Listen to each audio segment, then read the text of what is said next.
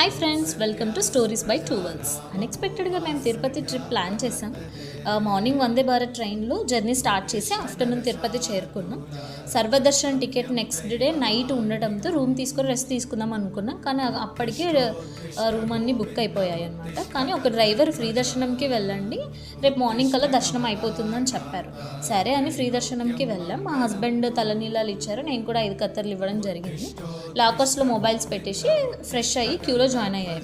చాలాసేపు వెయిట్ చేసిన తర్వాత నెక్స్ట్ డే మార్నింగ్ 11కి అంతా శ్రీ వెంకటేశ్వర స్వామి వారి దర్శనం అయ్యింది. నిజం చెప్పాలంటే స్వామివారి దర్శనం అయ్యాక మేము చేసిన వెయిట్ మొత్తం ఒక్క నిమిషంలో మర్చిపోయాం.